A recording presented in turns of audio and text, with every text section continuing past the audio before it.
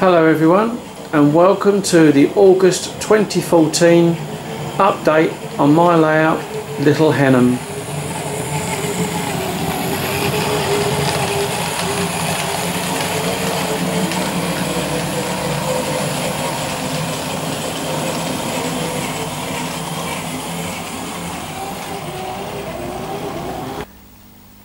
Okay, a warm welcome to all my viewers and subscribers, and a big hello to all my new subscribers. This month I've reached a landmark. I've actually got 112 subscribers, which is absolutely fantastic. When I started Little Henham, I never ever thought that I'd get that many people looking at my videos, so I'm really pleased. And thank you to all you guys who tune in, look at my videos, leave comments, etc. It's a big encouragement to me as to how the layout progresses. So thank you very much for subscribing. It's absolutely fantastic. So here we go with the updates on the layout. Well, as you can see, if you watch my previous video, I did a product review on the Bachmann Inspection Saloon, and here she is running on the layout.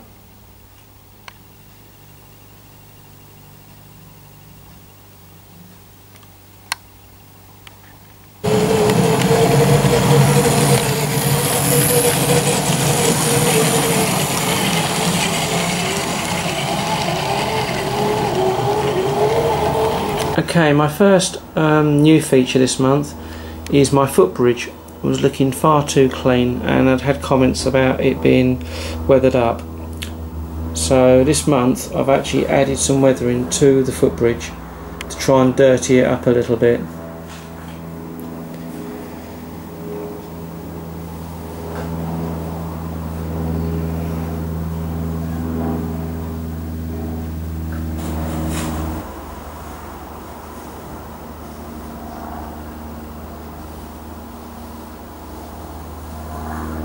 I've done the weathering on the steps as well, try and give it a bit of blacking,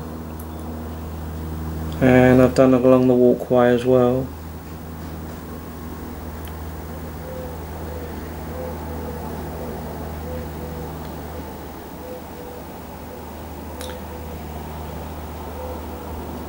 There's been smoke effects added to the areas where locomotives would have sat underneath the footbridge while sitting in the platform.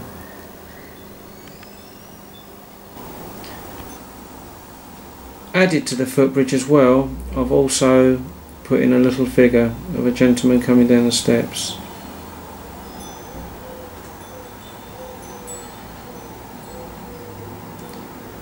And he's just looking to see what trains are in the platform at the moment.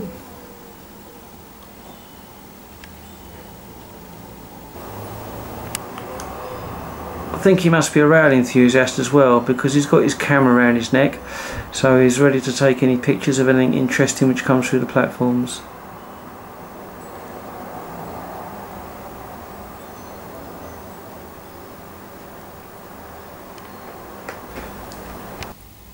I've added in more figures this month to the layout, and I've started off with these two.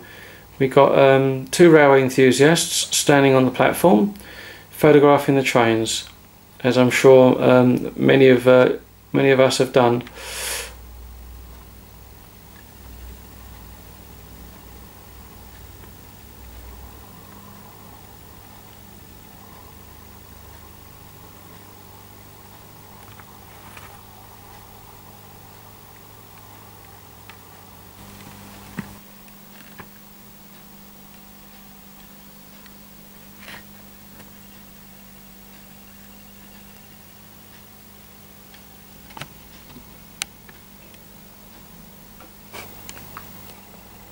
I've also added in another figure at a bus stop. Here's a gentleman on his way to work, carrying his newspaper.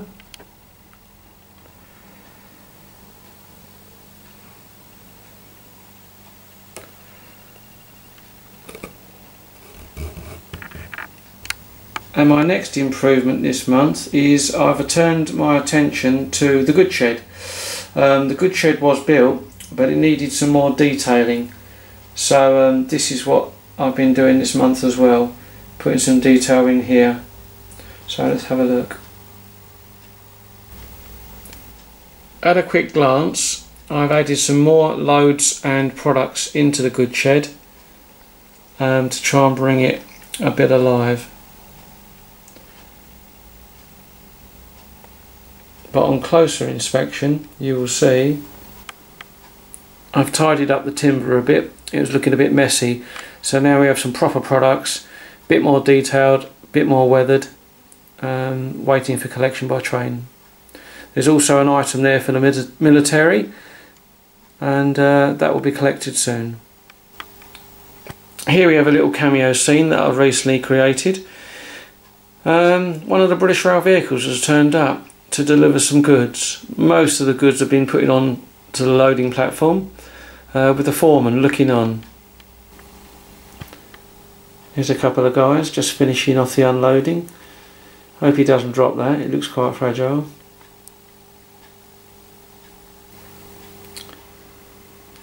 Here's the goods yard foreman looking on, keeping a watch, making sure everything runs to time and everything arrives safely and nothing gets broken.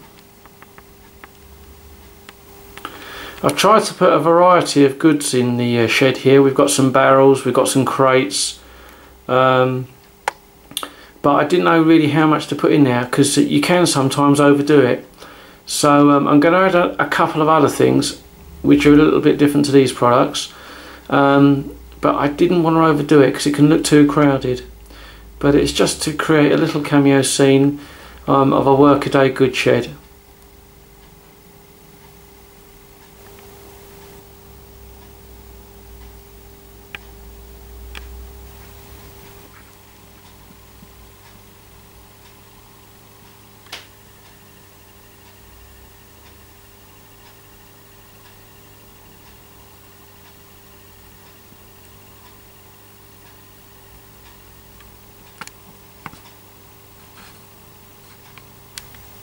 Okay, the next enhancement to layout is at the other end, and as you know I have moved the fire station to the other end, but it wasn't quite finished off that end, so I've now added something else. And what I've now put in, just leading off of the fire station, is a little dirt track road.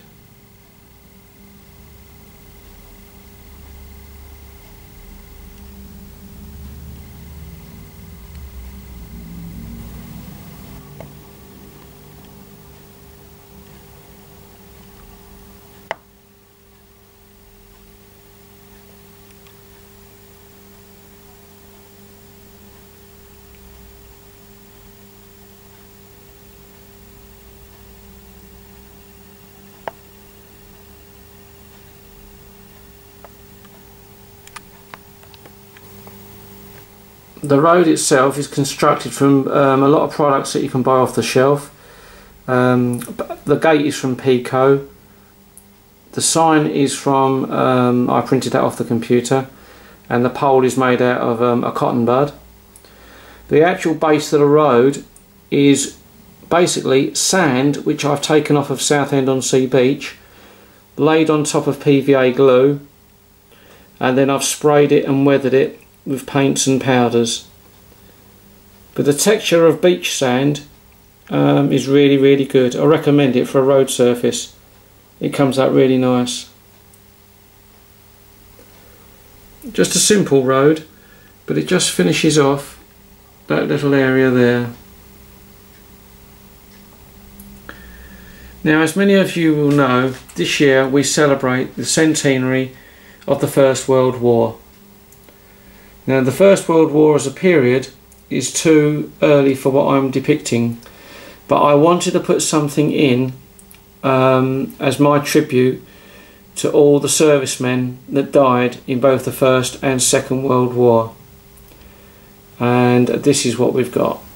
What we have here at the end of my little dirt track road is a World War II pillbox. This is my little tribute to all the servicemen of both World Wars. and it acts as a really nice little corner filler.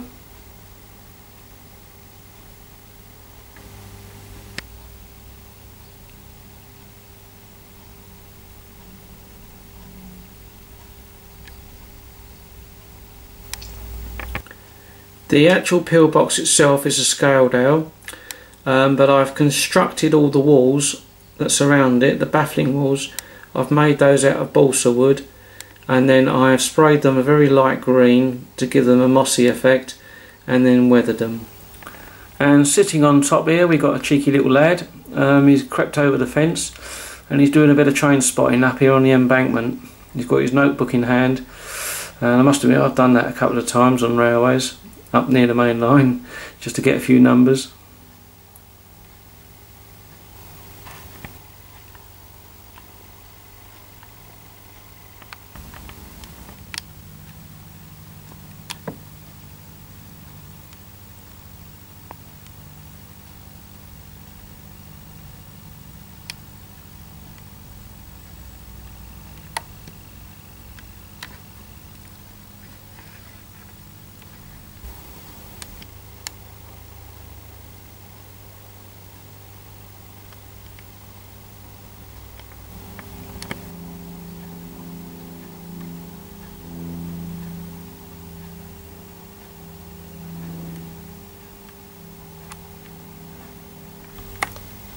So there we go, that's my Second World War pillbox. And whilst we're on the subject of war, can I just say the reason why I haven't had a video update for some time is because here at Southend we've been playing host this year for a few days to the 2 flying Lancaster bombers.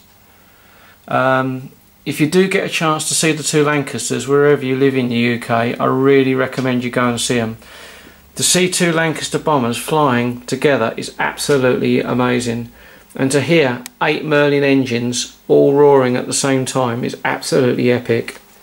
So sorry for not having a video up earlier than this, but I have been videoing the Lancaster bombers instead. If you go on my channel, Little Henham, you will see that there are 4 videos on there of the 2 Lancasters, our British one from the Battle Britain Memorial Flight, and indeed the Canadian Lancaster known as Vera. So please have a look at that. Now on to the next update, and we now go to a little bit of modern image. We turn our attention to the diesel depot. Okay, over at the diesel depot I've now added in some signage. I've been studying photographs of Stratford Depot in East London and have copied off of the computer the actual signs which were outside Stratford Diesel Depot. Hopefully this brings more detail to the cameo scene and makes it more realistic as to how it really was.